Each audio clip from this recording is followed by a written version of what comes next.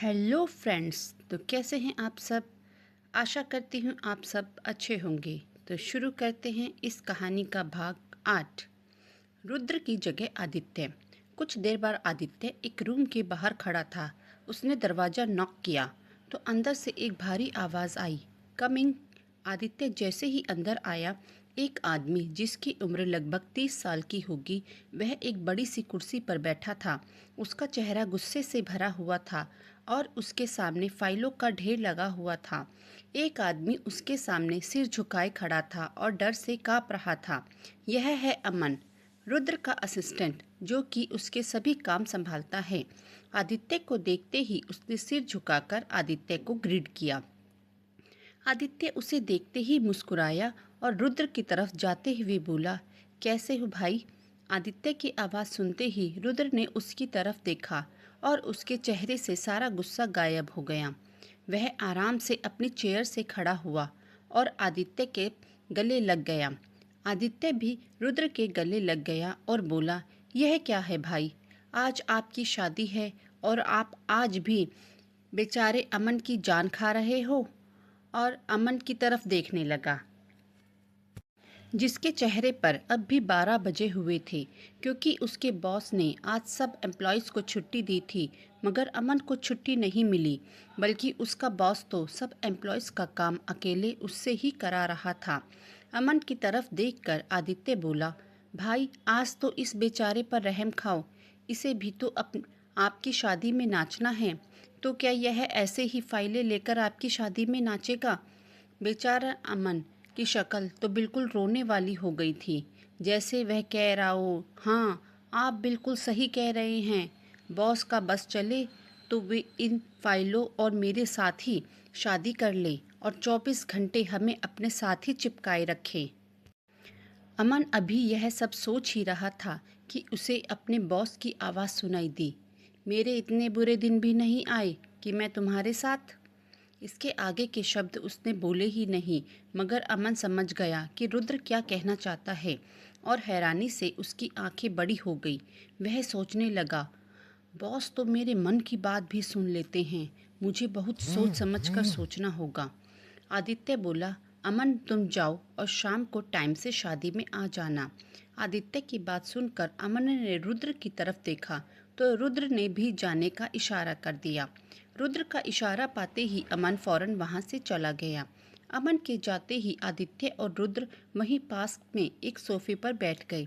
रुद्र ने आदित्य से पूछा, कैसा रहा तुम्हारा मिशन। आदित्य ने कहा, हर बार की तरह सक्सेसफुल।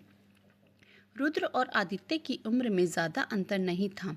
वह दोनों भाइयों से ज़्यादा दोस्तों की तरह एक साथ रहते थे। रुद्र को आदित्य के बारे में सारी खबर रहती थी, वह कब, कहाँ और किस मिशन पर जा रहा है। इस तरह आदित्य को भी रुद्र के बारे में सारी खबर रहती थी। रुद्र कब कौन सी डील कर रहा है, कहाँ मीटिंग्स कर रहा है। दोनों ही एक दूसरे से अलग थे, मगर एक दूसरे के काम में हर तरह की मदद करते थे। आदित्य ने कई बड़ी बड़ी डील हासिल करने में रुद्र की मदद करी थी। इसी तरह रुद्र ने भी कई माफियाज के बारे में आदित्य को सीक्रेट इन्फॉर्मेशन निकाल कर दी थी। आदित्य और रुद्र वहीं सोफे पर बैठे बातें कर रहे थे कि पूर्णिमा जी एक नौकर के साथ आती हैं। उस नौकर के हाथों में चाय की ट्रे थी। उन्होंने उस नौकर को ट्रे वहीं टेबल पर रखने का इशारा किया। नौकर ट्रे टेबल पर रखकर चला गया। नौकर के जाते ही पूर्णिमा जी बोली, मुझे पता है जब तुम दोनों साथ होते हो तो तुम्हें टाइम का पता ही नहीं रहता, इसलिए मैं तुम दोनों को बताने आई हूँ कि टाइम से तैयार हो जाना, कहीं तुम्हारी वजह से हम लेट ना हो जाएं। उनकी बात सुन आदित्य बोला, बड़ी माँ आप चिंता मत कीजिए, मैं रुद्र भाई को टाइम से तैयार कर दूंगा, आप बिल्कुल भी चिंता मत कीजिए। पूर्णिमा जी आदित्य के गाल पर प्यार से हाथ रखकर बोली, तू है इसलिए तो मुझे कोई चिंता नहीं है, नहीं तो यह तेरा नालायक भाई तो अपनी शादी वाले दिन भी अपने ऑफिस जाने के लिए तैयार था। यह कहकर वह वहां से चली जाती हैं। उनके जाते ही रुद्र अपनी आंखें छोटी करके आदित्य को देखने लगा और कहता है, उन्हें देखकर कोई कह ही नहीं सकता कि मैं उनका बेटा हूँ, उनका लाडला तो तू ही है। रुद्र की बात सुनकर आदित्य मुस्कुराता हुआ बोला, ठीक है, पर पहले यह बताइए कि आप इस शादी के लिए तैयार कैसे हो गए। आदित्य की बात सुनकर रुद्र ने एक गहरी सांस ली और बोला, माँ के कारण। तू तो जानता ही है, ज्यादा चिंता करने से माँ की तबीयत बिगड़ जाती है और आज कल उन्हें मेरी शादी की बहुत चिंता हो रही थी।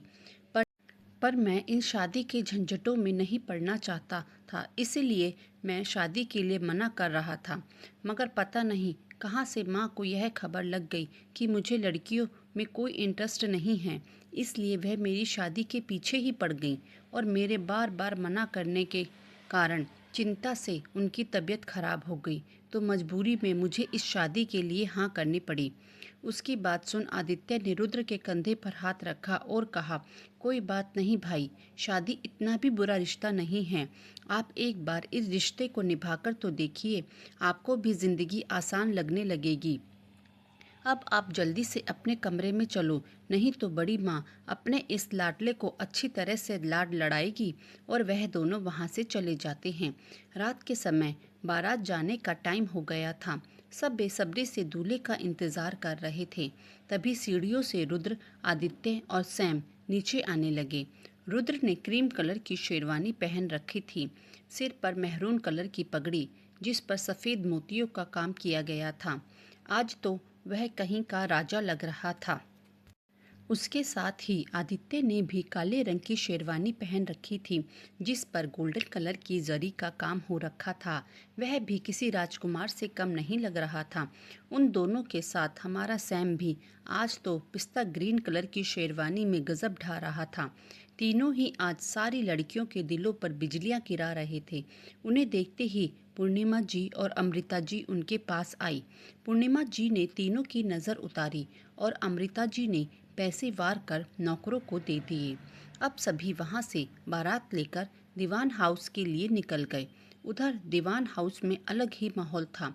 ईशानी की चाची विद्या दीवान अपनी बेटी संजना की नज़र उतार रही थी और उसे समझा रही थी कि अब उसकी शादी हो रही है तो उसे अपने तौर तरीके बदलने पड़ेंगे। वह देर रात तक बाहर पार्टी नहीं कर सकती, छोटे छोटे कपड़े भी नहीं पहन सकती। उसे एक संस्कारी बहू बनकर रहना पड़ेगा। धीरे धीरे जब वह सबका विश्वास जीत ले, तब वह अपनी मर्जी से अपनी जिंदगी जी सकती है। उनकी ऐसी बातें सुनकर संजना को बहुत गुस्सा आ रहा था। उसने कहा, माँ, आपने कहा था कि वह बहुत बड़े और अमीर घर के लोग हैं, तो क्या इतने अमीर घर में भी मुझे ऐसी घरेलू बीवी बनकर जिंदगी बितानी पड़ेगी। उसकी माँ उसे समझाते हुए बोली, बस थोड़े दिनों की ही बात है। जब तुम सबको अपनी मुट्ठी में कर लोगी तो धीरे धीरे अपनी ज़िंदगी अपने हिसाब से जी लेना। और वैसे भी पूरी पूरी प्रताप इंडस्ट्री तो तुम्हारा होने वाला पति ही संभालता है, तो तुम उसकी पत्नी होने के नाते पूरे घर पर राज करोगी। मगर संजना का तो जैसे दिमाग ही खराब हो गया रहा था। उसकी माँ के जाते ही उसने अपना फ़ोन ढूंढा और उसमें कुछ करने लगी। तभी उसके फ़ोन पर एक मैसेज आया। उस मैसेज को पढ़ते ही संजना खुशी से नाचने लगी। उसे एक एड कंपनी से मैसेज आया था। उसका सिलेक्शन एक एड शूट के लिए हो गया था और वह कंपनी उसके साथ 1 साल का कॉन्ट्रैक्ट भी साइन करना चाहती थी। संजना तो यह पढ़ते ही अपने आने वाले भविष्य के सपने देखने लगी कि वह एक बहुत बड़ी मॉडल बन गई है और सब उसके आगे पीछे घूम रहे हैं। हर बड़ी कंपनी उसके साथ काम करना चाहती है। तभी बाहर से बैंड बाजे बजने की आवाज़ आने लगी, जिससे वह हकीकत में वापस आ गई। उसने अपने आप को आईने में देखा, जहां वह एक दुल्हन बनी हुई खड़ी थी। अब उसे समझ नहीं आ रहा था कि वह क्या करे। एक तरफ उसके सपने थे और एक तरफ उसके घर की इज्जत। वह अपना सर पकड़कर वहीं कुर्सी पर बैठ गई। बारात दरवाजे पर आ गई थी। सब बहुत खुश थे। सैम और आयशा तो इतना नाच रहे थे कि अब तो ढोल वाले भी ढोल बजाते बजाते थक गए, मगर उनका नाचना नहीं रुक रहा था। आदित्य ने बड़ी मुश्किल से उन्हें समझाकर अंदर चलने के लिए कहा। पूरा दीवान परिवार बारात के स्वागत के लिए खड़ा था। ईशानी भी जैसे ही तैयार होकर नीचे जाने लगी, तभी विद्या जी ने उसे रोक लिया और कहने लगी, कहाँ भागे जा रही है? ईशानी बोली, वो मैं जीजा जी से मिलने जा रही हूँ। मैंने तो अभी तक उन्हें देखा भी नहीं है। विद्या जी बोली, कोई ज़रूरत नहीं है उनसे मिलने की और अपनी ये मनहूस शक्ल दिखाने की। उनकी बातें सुनकर ईशानी का चेहरा उतर गया। उन्होंने ईशानी से कहा, जाओ जाकर देखो कि संजना तैयार है या नहीं। अभी थोड़ी देर में ही संजना को लेकर नीचे आ जाना। यह कहकर वह मेहमानों के पास चली गई और ईशानी संजना के कमरे की तरफ चली गई। जैसे ही ईशानी ने संजना के कमरे का दरवाज़ा खोला, ईशानी की आंखें खुली की खुली रह गईं, क्योंकि कमरा बिल्कुल खाली था। बेड पर संजना की शादी का जोड़ा रखा था और उस पर एक कागज़ जिसमें कुछ लिखा था। ईशानी ने दौड़कर वह कागज़ उठाया। उसमें जो लिखा था उसे पढ़ते ही ईशानी धम से वहीं बेड पर बैठ गई। वह कुछ देर ऐसे ही उस कमरे में बैठी रही, फिर उठकर भारी कदमों से बाहर आ गई। बाहर आते ही उसकी नज़रें यहाँ वहाँ अपने चाचा और चाची को ढूंढने लगी। तभी उसे विद्या जी कुछ औरतों से बात करती हुई दिखाई दी। वह फौरन उनकी तरफ दौड़ी। उनके पास पहुंचते ही ईशानी ने अपनी चाची से कहा, चाची जी, मुझे आपसे बहुत ज़रूरी बात करनी है। विद्या जी उसे डांटते हुए बोली, दिख नहीं रहा? मैं यहाँ मेहमानों से बात कर रही हूँ और तुझसे तो मैंने संजना को लाने के लिए कहा था, तो तू यहाँ क्या कर रही है और संजना कहाँ है? यह सुनते ही ईशानी उनके चेहरे की तरफ देखने लगी। अब ईशानी को समझ नहीं आ रहा था कि वह क्या करे, इसलिए उसने झूठ बोलते हुए कहा कि संजना दीदी आपको बुला रही हैं। उन्होंने ही मुझे आपके पास भेजा है। उन्हें आपसे कुछ काम है। यह सुनते ही विद्या जी का गुस्सा थोड़ा कम हो गया। उन्होंने मुस्कुराकर उन मेहमानों की तरफ देखा और बोली, यह संजना भी मेरे बिना कोई काम नहीं कर सकती। बस हर समय उसको अपनी माँ ही चाहिए। यह कहकर वे सबसे माफ़ी मांगते हुए संजना के कमरे की तरफ बढ़ गई। पर जैसे ही उन्होंने संजना के कमरे का दरवाज़ा खोला तो देखा कमरा एकदम शांत था। वहाँ कोई भी नहीं था। उन्होंने बाथरूम का दरवाज़ा खटखटाया और संजना को आवाज़ देने लगी, मगर वहाँ से भी कोई जवाब नहीं मिला। वह कमरे में चारों तरफ देखने लगी। तभी उनकी नज़रें बेड पर रखे शादी के जोड़े पर गईं, जिसे देखते ही उन्हें घबराहट होने लगी। उन्होंने फिर से संजना को आवाज़ लगाई, संजना, संजना बेटा कहाँ हो तुम? और यह तुमने अपनी शादी का जोड़ा क्यों उतार दिया? मगर अब भी कोई जवाब नहीं आया। अब तो उनकी घबराहट और भी बढ़ने लगी। तभी ईशानी अपने चाचा जी और दादाजी को लेकर कमरे में आई। ईशानी को देखते ही विद्या जी चिल्लाई, तू तू ही आई थी ना यहाँ संजना के कमरे में? बता, कहाँ है मेरी बेटी? यह सुनते ही दादाजी और आकाश जी ने ईशानी की तरफ देखा। सबकी नज़रों को अपने ऊपर पाकर ईशानी के हाथ पांव फूल गए।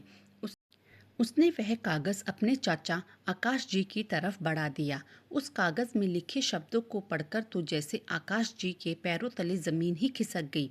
वह लड़खड़ा गए, मगर ईशानी ने उन्हें संभाला।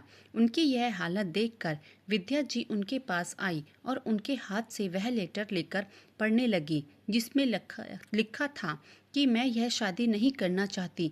यह शादी करके मैं अपने सपनों को कभी भी पूरा नहीं कर सकती, इसलिए मैं अपने सपनों को पूरा करने जा रही हूँ। मेरी चिंता मत करना। जब मैं अपने सपनों को पूरा कर लूँगी और अपनी एक अलग पहचान बना लूँगी, तो आपको मेरे इस फैसले पर गर्व होगा। यह पढ़ते ही विद्या जी ने अपना सिर पकड़ लिया। अब तक दादाजी भी जान गए थे कि संजना शादी छोड़कर भाग गई है और वह भी वहीं बेड पर बैठ गई। अब किसी की भी समझ में नहीं आ रहा था कि क्या करे। दरवाजे पर बारात आ चुकी थी। सब मेहमान बाहर थे। अगर यह शादी नहीं होती तो दोनों परिवारों की इज्जत पर बात आ जाएगी और बहुत बदनामी होगी। बाहर मीडिया के लोग भी मौजूद थे। क्योंकि यह प्रताप इंडस्ट्रीज़ के सीईओ की शादी थी, जो कोई मामूली इंसान नहीं था। दुनिया के टॉप बिजनेसमैन में उसकी गिनती होती थी और वैसे भी वह परिवार का सबसे बड़ा बेटा था। अब तो दादाजी और आकाश जी की घबराहट और भी बढ़ने लगी, क्योंकि उनके परिवारों में बिजनेस के साथ साथ दोस्ती का भी रिश्ता था। और रुद्र के स्वभाव के बारे में तो आकाश जी बहुत अच्छे से जानते थे। अगर रुद्र चाहे तो उनके बिजनेस को पूरी तरह से बर्बाद कर सकता था। कुछ देर में दोनों परिवारों के बड़े लोग एक कमरे में इकट्ठे थे। निरंजन जी ने सूर्य प्रताप जी के सामने हाथ जोड़ते हुए सिर झुका लिया और बोले, सूर्य, मैं अपनी पोती के किए पर बहुत शर्मिंदा हूँ।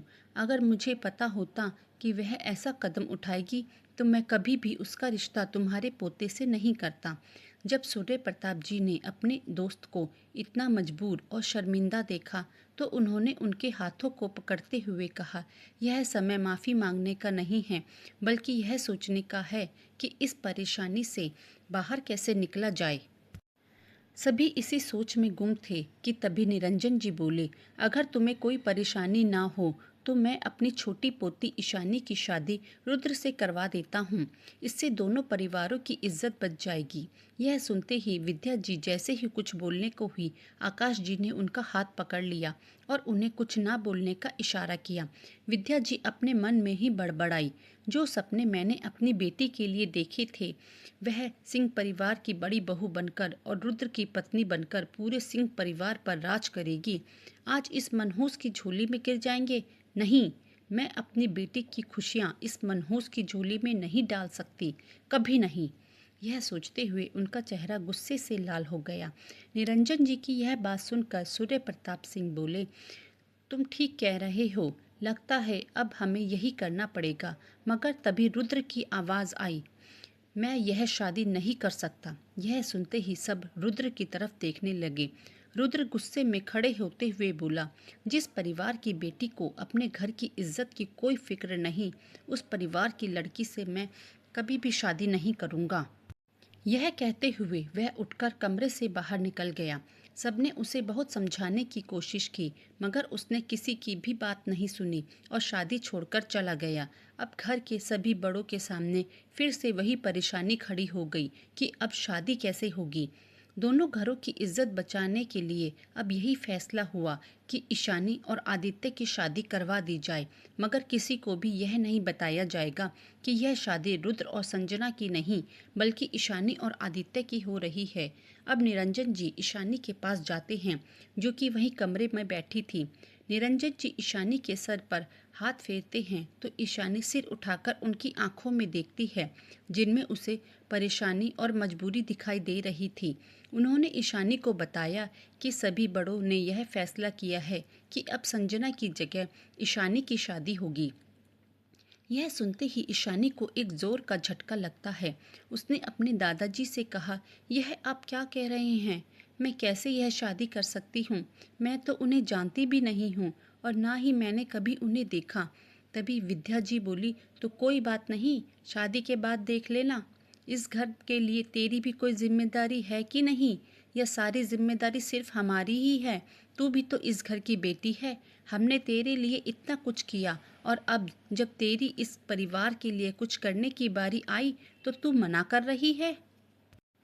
तभी दादाजी जोर से चिल्लाए, बहू, यह तुम क्या कह रही हो? ये उसकी जिंदगी है और अगर वह ये शादी नहीं करना चाहती तो मैं उसे मजबूर नहीं करूँगा। ईशानी का जो भी फैसला होगा मुझे मंजूर होगा। उनकी इतनी तेज़ आवाज़ सुनकर विद्या जी एकदम चुप हो गई, क्योंकि जब से उन्हें ये पता चला था कि ईशानी की शादी रुद्र से नहीं बल्कि आदित्य से होगी, तो वह भी इस शादी के लिए मान गई थी, क्योंकि उन्हें अब भी लगता था कि जब संजना घर लौटेगी तो वह फिर से रुद्र की शादी संजना से कर देंगी। यही हाल आदित्य का भी था। सूर्य प्रताप जी भी आदित्य को समझा रहे थे कि अब दोनों परिवारों की इज्जत का सवाल है। अगर यह शादी नहीं होती तो मीडिया उनके परिवार के बारे में ना जाने क्या क्या लिखेगा। इसका असर उनके बिजनेस पर भी पड़ेगा। अपने दादाजी की बात सुनकर आदित्य सोचने लगा, मैं कैसे यह शादी कर सकता हूँ, जबकि मेरे दिल में तो सिर्फ ईशानी है। मैं कैसे ऐसे इंसान से शादी कर सकता हूँ जिसे मैंने कभी देखा भी नहीं और जिसके बारे में मैं कुछ जानता भी नहीं हूँ। पूरी ज़िंदगी मैं कैसे यह रिश्ता निभाऊंगा? आपको क्या लगता है, क्या ये दोनों इस शादी के लिए हाँ कर देंगे या फिर हो जाएगी दोनों परिवारों की बदनामी? जानने के लिए पढ़िए इसका अगला भाग। तो दोस्तों, कैसा लगा आपको मेरी इस कहानी का यह भाग? अगर आपको मेरी यह कहानी पसंद आ रही है तो प्लीज़ मेरे चैनल को सब्सक्राइब करें और मेरी वीडियोस को लाइक भी करें।